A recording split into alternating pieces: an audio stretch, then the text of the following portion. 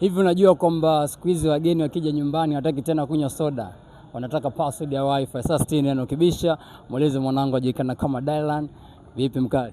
Kama kawaida mwanangu, sio? Tala kabisa mwanangu. Bwana hongera kwanza. Asante sana, pia shukrani sana na nyinyi. Bwana Dylan, nataka uniambie, hivi ushawahi kuchukiaga kuwa maarufu katika maisha yako?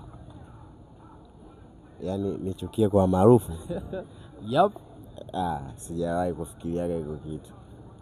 Yaani nachukia kwa nini yani? Kuna wengine hawapendi labda kuwa maarufu, mtu anaona umaarufu umekuja tu umenifuata. Wewe vipi? Wewe mbona umeniita Dylan hujaniita jina langu la attendance? Umenijuaje bila umaarufu? Kabisa. Na hiyo umaarufu ambao nimeupata au hivi kujulikana kwa kiasi fulani imenisaidia sana. Mpaka leo niseme hata maisha yangu the way hapa ambavyo yamebadilika, watu ambao wananijua nyuma na sasa hivi tofauti. Hiyo yote kwa ajili ya mitandao. Nipo na karibu na watu wengi. Nipo karibu na wasanii. Hata hii biashara ambayo nimeanzisha hapa ya kucha. Ninahisi na umaarufu nao umechangia hadi nimepata idea hii.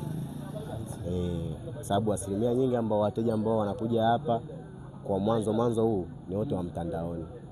Kwa mwanzo. Yaani hapa hivi asilimia nyingi watu wanaokuja ni wa mtandaoni. So nashukuru sana watu ambao wananifuatilia na wateja zangu wote ambao wanakuja hapa kunisupport. Siwezi kujutia kwa maarufu. Kuna watu ambao wanakasirika kabisa, mtu kwa nini umekuwa maarufu? Siwezi. Hata siku moja. Kwa nini nichukie? Washikaji wa aina gani ambao wewe upendi wakupigie simu? Mashikaji wa aina gani? Ambao wewe upendi wakupigie simu. Mimi always sipendi, yani mashikaji wa aina gani? Huwezi kuwa mshikaji sasa mimi nakuhitaji wewe mshikaji sasa. Wakati mimi na watu kuna vipengele hatuendeani. Ila mimi tu kitu ambacho nazingatia kwa mwanangu.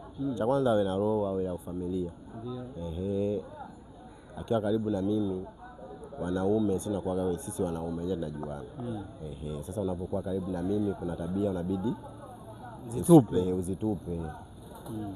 Zile siku za kusema ya huku upeleke huku. Uvimbaji sijui unavimba nini, hamna chochote ulichojipata. Au sio? Okay, nice. Sasa Dylan, ni kitu gani ambacho unakiogopa sana katika maisha yako? Kitu ambacho nakiogopa?